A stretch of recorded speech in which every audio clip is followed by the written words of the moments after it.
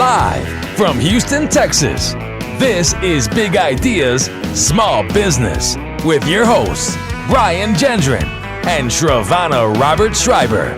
And now, the music of Max Flynn. Starting to feel a little crazy again. I think it's time I start to pack my things. Welcome to Big Ideas, Small Business. This is a show by business owners, for business owners, entrepreneurs, intrapreneurs, side hustlers. We're here to help you get in business and stay in business. My name is Brian Gendron, and I am joined by the always lovely Shravana Robert Schreiber. How are you? I am doing well, living the dream. What about you? Oh, I'm doing all right. This is a small window of time in my home where the kids are both asleep. So let's use this wisely. Like many of us, I'm working from home. Shravana, who did you bring with us today? So David Ranucci, but I have to do a little bit of setup, right? So David and I worked together, 12 or 13 years ago now. And where we worked together was at a startup software company. And David led the sales team. And I reported into David, but I sat in between sales and marketing. And so this is where I first met David and really first got to know and love David. Later love. In the beginning, I just knew him. But then over time, I was able to really grow to just consider him one of the best sales leaders that I've ever worked with and definitely for. And since that time, David has been in, I think David, you'll correct me if I'm wrong, 3 different sales leadership positions since we worked together. Yeah. So I thought, Brian, when we were talking about this hashtag winning sales and business development series that we wanted to do, and we were thinking, remember we brainstormed, well, who are we going to invite? What sales leader? And we went through all these, the reasons why we wouldn't invite some people, because we wanted to keep sales in a good light. And finally I was like, oh, David Ranucci. So that's who we have here with us today, Mr. David Ranucci. David, how you doing? I'm doing great. I'm excited to be here with you. And I'm actually honored, Shravana, that you would have thought of me to participate in something like this. So thank you for inviting me to the show. Brian, yeah, of course. As well. All right. So one of the reasons, David, I invited you, and Brian, we talked a little bit about this, is because we really wanted to make sure to kick off this series that we had someone on the show who had a wide variety of sales experience and sales leadership. So that way, no matter where a person was in their sales function or journey, whether there's an entrepreneur and they're a CEO and salesperson, a person with a medium-sized company where they have a sales team or a sales leader, that what we talked about today could be of use for them. So like I said, that's one of the reasons, David, that we thought of you. It's interesting because I watched the video and I was a little pissed off at first because you said the team that you had during this video was one of your best teams. And I was like, wait a minute. What about when we worked together? I thought I was on the best team, but that's okay. But David, I mean, you've had experience from big companies like ADP to startup companies like the one that we worked on together, worked at together, all the way through what I'll call roll-up companies like IHS. And then most recently, you work at RS Energy, which is a bit of a unicorn. So before we get into you telling us some more about your sales experiences in particular, I want you to help us level set, because whenever people hear sales, usually there's some sort of a feeling that people get, and it's not always a positive feeling. So let's level set a bit on sales. What is sales and business development? How do you define that, David? It's a big question. And appreciate the introduction. It's there's all kinds of sales, and all of us, I don't think we should kid ourselves. We're selling every day, whether it's to our kids to get them down to sleep, or we're talking about large enterprise transactions. We're always selling. And the perception that we have of ourselves is something that I think we bring to the table in any type of our communication. So it's really easy to watch movies or watch commercials or to be in some type of side conversations and hear what people want to relate to as far as salespeople. People will always share interesting stories about bad sales experiences. But what I have found, they always share very positive experiences about positive selling experiences as well. And to me, it's a profession. We are professionals. We have to invest in ourselves. We have to improve every day. It's not something that we just wake up and we have the athletic ability to do. We have to practice and continue to get better. So for me, sales has a mantra of being pushy or selling something that's somebody doesn't need. And our approach to selling all the time is finding a high value opportunity, positioning something that's of value and worth that somebody else is willing to exchange something they've worked very hard for, whether that's time or money. So for me, sales is all about what I'm bringing to the exchange and the event. And the more professional I treat the entire situation, I have found to be reciprocated all the time. I like the idea of professional reciprocation, and it does. You're right. When you get out of school, like I took a sales job right out of school, and I was kind of down about that, right? And that's the stigma that you were talking about. I'm like, I guess I can't do anything else. I guess I'll do sales, right? And that there is that stigma out there, although it is shifting and changing. Like for example, your alma mater, U of H, they have a wonderful sales program there, top-notch sales program. So now even some of the academics are starting to teach this and recognize that, hey, this is a profession that a lot of our students are going into. Let's get them better prepared. But no, when I got out of school, I was like, oh, shucks, I got to do sales. But here's where it flipped for me. And it kind of hit on what you said earlier, that you're always selling. If you drive around like a city, like we're in Houston, Texas, and you look around and you just look at things, you're like, somebody sold that to somebody. Like everything was sold to somebody, right? And so it helps you realize that, oh yeah, okay, I'm in a professional role here, and I've got a responsibility, and a value exchange is what you hit on, which is great. Well, most people expect somebody to try to convince them why they don't think of something. I mean, we just moved into our house, and I had this guy knock on my door, and he was selling pest control services, and he was the owner of the organization. And he wasn't pushy. He wasn't trying to tell me why what I thought was wrong or the objections that I was throwing out with him were inaccurate. He looked at me and appealed to something that was a little bit more honest and saying, look, I'm a small guy that's trying to get big. Give me a shot. I'm asking you to partner with me. And this, we're talking about pest control services. But his approach very quickly disarmed the whole mantra of what a traditional selling person would be like. And he was very much into and selling value. I thought it was a great recent example. Yeah, and I mean, I think that what you both have said speaks to, in my mind, I agree. I mean, I trained in the David Ranucci School of Sales. And, this idea of pairing a high value thing, product, service, to a potential need. And that's it, right? So I think there are all these stigmas. So David, what would you say, other than pushy? You are Brian, but David, I want you to start. Other than pushy, what's one of the biggest misconceptions? I mean, you've been in this business now for 25 years, so you've seen a lot. What's one of the biggest misconceptions or stigmas that we can debunk today, so that when people think about sales, that they're not like Brian thinking, well, damn, now I got to go sell my product or service, that people can feel pride about it. Like what's a misconception that we can debunk? Well, I thought about this question, Shavana, and I've always had such a positive outlook on sales. For me, it's people I hate the term of even used car salesman, because I've had some awesome experiences in working with people who have sold cars. And so for me, I think the quick perception that somebody that's sales is it's selfish, and they're not thinking about what is actually of value to the consumer, that they're only in it for themselves. And I think most sales professionals that are truly into it to not only for their career, but their profession, but actually do have some conviction about what they're selling and some passion about what they're providing, and that they are really concerned about the value that represents to the customer. I think that's huge. So I think that makes me think about what are some characteristics. So I think, Brian, and we talk about this. A lot of our listeners, they are the CEO, they're the salesperson, they're the office manager, they do everything, right?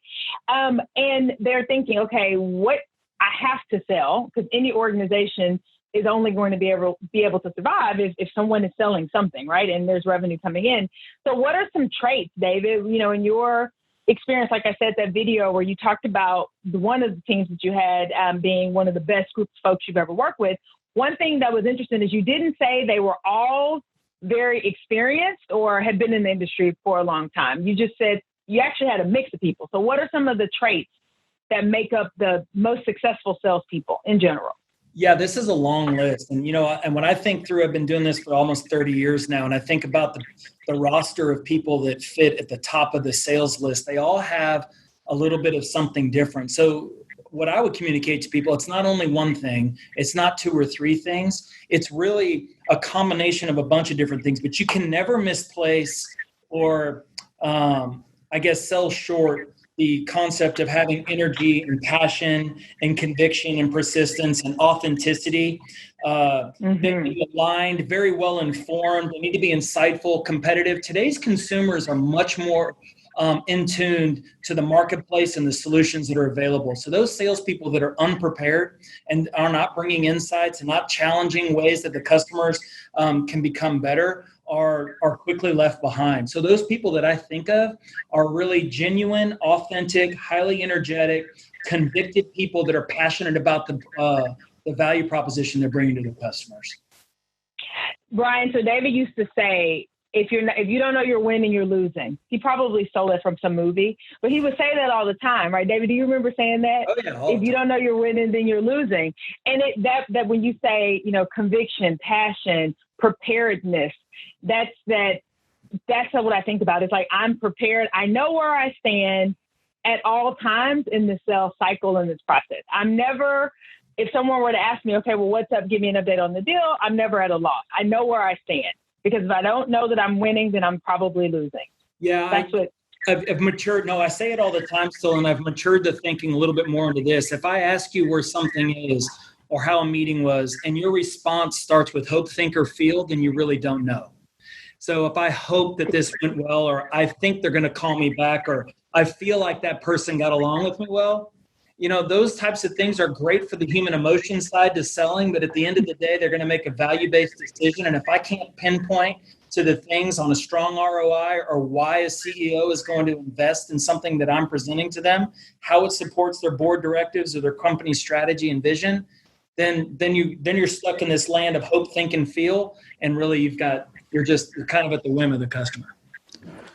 Let me pause there, Shavana. So everything you just mentioned is obviously the ammunition that you need to go back to your sales director and manager and give them that confidence that you're looking for. And I agree with that. But what we find in the marketplace quite a bit is that our customers feel like they must stay tight to the vest, that they're not willing to give up the information you need to get out and calculate ROI, that you're not able to get the access to understand their initiatives and strategies. And so what techniques can you use to uncover that information? Yeah, Brian, it's a good question, and this is the one that all the books have been written on, right? There's some great ones, like question behind the question. If somebody is truly invested and has done their research on an organization, and now keep in mind for the last probably 15 years, I've had the luxury of working with organizations where there's a lot of press and there's a lot of information, and they're attached to a market where the sentiment is moving a lot in the same direction. So the common themes are there. The strategy and objectives are different. Now, in the smaller business, way back when I was started, that's a lot harder to identify. It's a lot harder to read about the challenges of the smaller moms and pops or the small chains and franchises about what challenges they're trying to overcome. So this is where authenticity and energy and still insightfulness comes into play. And you can't, again, undervalue somebody's unique ability to connect with somebody. And, this is just like any other profession. You don't just wake up and become the best baseball player in the world or the best basketball player. It takes a lot of practice. So does selling.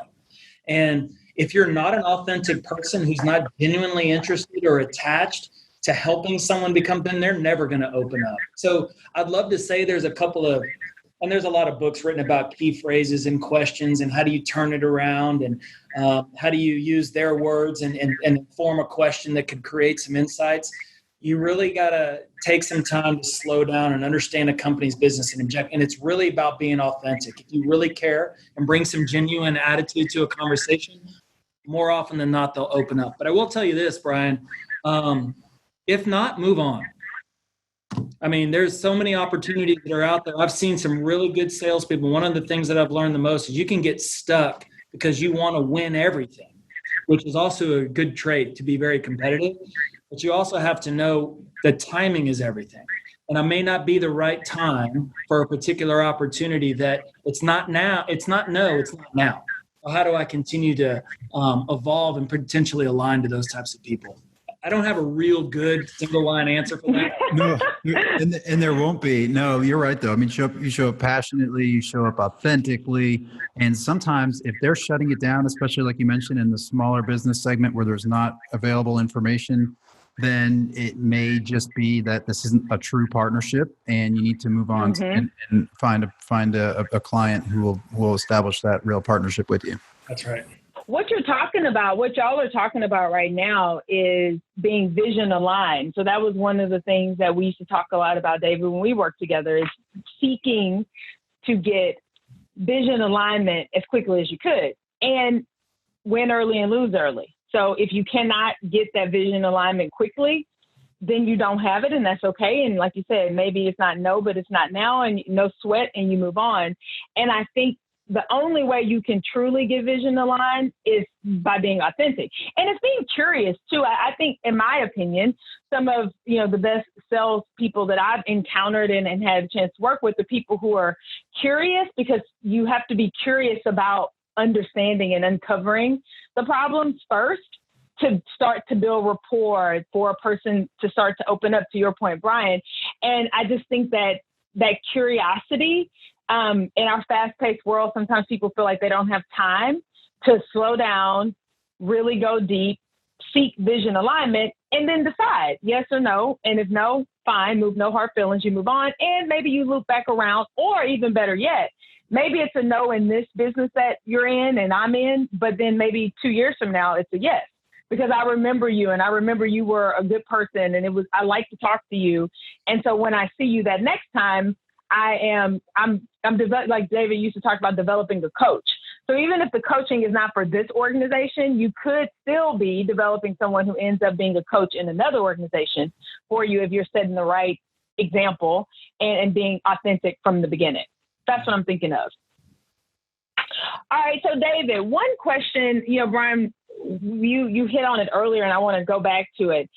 So David, and you mentioned you've had the luxury here lately of working with organizations that are in markets that are a bit more established, that have resources. There's a lot of data that you can go and read and kind of bring yourself up to speed. And also there's some momentum, but you've also worked for a few startup organizations. So when you think back to those, or startup / early stage organizations, what were those leaders, whether it was, the leader of operations was also the salesperson, maybe they even didn't have a sales title, what were the people who were in charge of selling in those organizations doing really well in those early sort of startup and or early stage organizations? Yeah, I have found now that over time, things tend to be a little bit more complicated the larger the company gets, but the common themes still exist. So when I think back of the early startups that we were at, Shavana, the one that we were at together, and the one that I was at before, and even RS, it wasn't a startup, but still relatively small in the beginning when it came down to annual revenues. The leaders were very good communicators. The ones where we succeeded and the ones where we didn't succeed, the vision was clearly set of what the company wanted to accomplish from a sales concept, but also across the board within the organization. So all departments had to communicate and collaborate. And if those leaders, I think of the one where we worked at, Shavana, it was clear what the company strategy and the vision was. And the same thing was here. And the entrepreneurials, there's this entrepreneurial spirit that is so driven, which is the other characteristic, that you fed off of it. And if you didn't feed and get your energy off of that drive, it wasn't a place where you wanted to be very long. But for most of the time, everyone around them you would ended up surrounding yourself with all these people that had the same kind of drive and vision. And man, something special could really be taking advantage of them. But they were not afraid to roll up their sleeves. They weren't too good for the smallest tasks. They led by example, continuing to do the things, even for the newest colleagues, to the people that were there the longest. They were not afraid to leave and share their passion and their drive and wanted you to come along. Yeah. So let's talk a little bit about RS Energy. I think in the world of business, RS would be considered a unicorn, right? I mean, as far as what you all have been able to do in a short amount of time, is that right? Well, I think other people will define it. We're part of Enverus now. So Enverus is an organization that had been in the energy space for 20 years, and they acquired RS back in February of this year. And when I joined RS, it was an organization about 3.5 years ago, and we grew our revenues over 100% year over year for like 3 years in a row, and attracted a transaction that, today over $1 billion that we considered a unicorn status. It was all organic growth and just a tremendous ride. Nothing I had ever been a part of before. It was awesome. So since you have been a part of organizations that have been successful differently, and you think about how you just laid out in those organizations, the leadership was aligned, they had that passion, and they were able to inspire those around them to come along. Was the same true at RS, or is the same true at RS, or is there something different that's happening that enabled that type of growth so quickly? Yeah, I'll tell you the little bit of difference at RS from the past organizations is the investment in technology and innovation, coupled with unique and a strong competitive advantage of market insights that for 20 years we were able to leverage within a brand new technology platform, and then a high activity, vision, and passion. I mean, it was a perfect storm of all these positive influences coming together and moving in the same direction, with an executive C-suite team that really set a very clear vision and passion that the organization bought into every day. Yeah.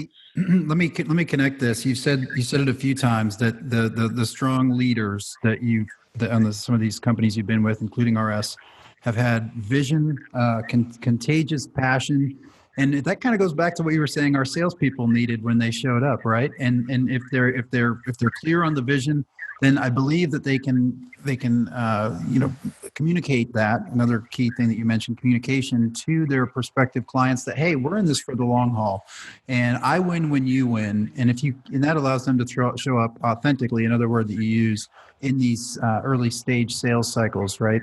And so I that seems to be the key ingredient to me, is that you're working for a company that has clear vision and drive, and you can get on board with that. I agree. Yeah, and I think that. Go ahead, David. Okay. Well, I looked at you two guys, and I'll both of you guys are shining examples of this. People that have passion and energy and things that they're doing and bringing to their lives and bringing to their constituents. Both of you guys have been on your own and shown a tremendous amount of success. Brian, I read the things that you've accomplished in your career, and Shavana, I've watched what you've done and started your career. And if you have passion and energy and conviction about the things that you're doing and bringing, then it's obvious to the people that are around you every day. And so it's nothing different to salespeople. Those salespeople that feel like they're trapped and want to create excuses, whether it's the market or I have a bad territory or a bad list, whatever it is, are people that are probably doing the wrong thing. And so this isn't rocket science. This is easy. If you find somebody that really enjoys and is proud of being a salesperson and proud of the company that they're working for, I'll bet you're going to find a successful person. So David, I'm thinking right now, you said it, in this environment. Well, thank you for the compliment also. And then also in this environment, I mean, I can already hear people saying, oh, well, this year is over. It's here. It's just July. And I know there are salespeople that are saying, and business owners, this year is over. I may as well just write it off. That's it. And I know you. And so I know that first of all, those people probably don't work for you. But if you had a chance to talk to people like that, what would you tell them? What would you tell people? Here we are. It's uncertain, but people are still doing business. What sort of nuggets would you give them to help them and find that inspiration and that motivation internally to be able to not count 2020 out because of what's happened? Well, I'll try to keep this short. I would say, aren't we lucky? Aren't we lucky that we're living in a world where there is change? And that change allows us to continue to adapt. And we're lucky enough to work for an organization like I do now with Enverus that has the commitment to technology, innovation, and its people to support that change that's needed. Organizations have to demonstrate, or they have to expel energy in order to change. My job as a salesperson is to harness that energy that's going to require change, because they will put money behind the change that's needed and the energy that's required to change, as long as it's supporting company strategy, vision, and objectives again. So it's the fundamentals haven't changed, but where they're going to find their energy in order to capture that change has changed. And we're lucky enough to work for an organization that has the ability to support that. So our people, you bet, we better be waking up running every day. And, I have that little flag behind me that you see is that I promote all the time, play like a champion today. And I love every single word of that sentence. I love the word play. I love the word like. I love the word a, and then champion, and then the exclamation point. All of it means something to me. And it should mean something to every one of these people. Every day we got to wake up and play our best today. So you mentioned technology being a couple times being a key ingredient to the success of the company you're at, and it's helping you get through where we're at right now as a economy, if you will.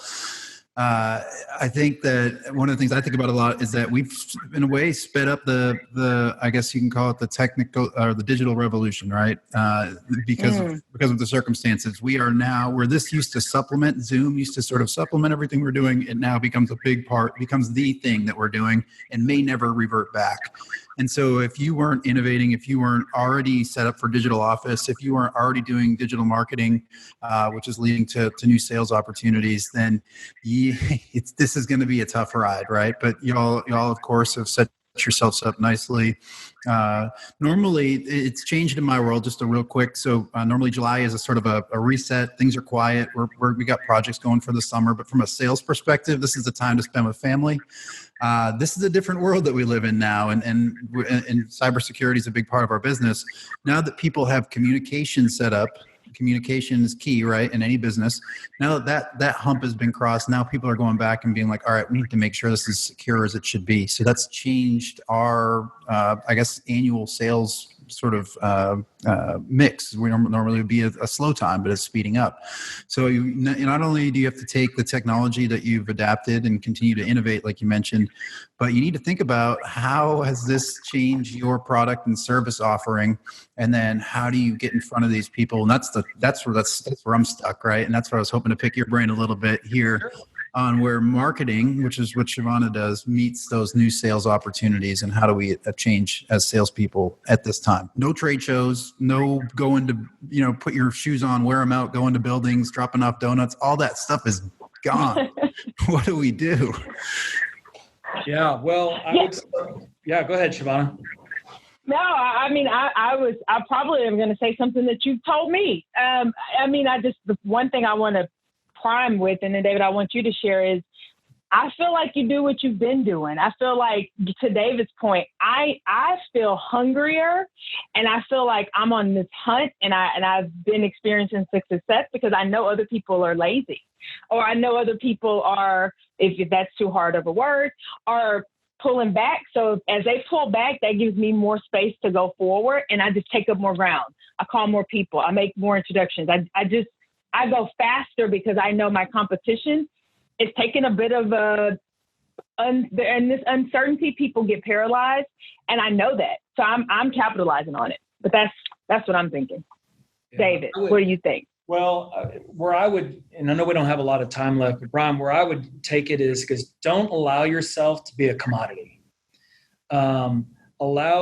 Truly understand what your true competitive advantages are as an organization and even as a salesperson.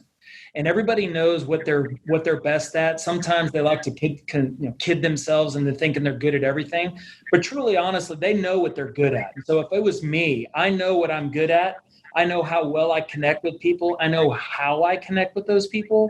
And in this type of a world, I would not allow myself to be a commodity. I know the people within an organization that would treat me like a commodity, and I'm going to go to the people that would find the business value that would attach me to their organization.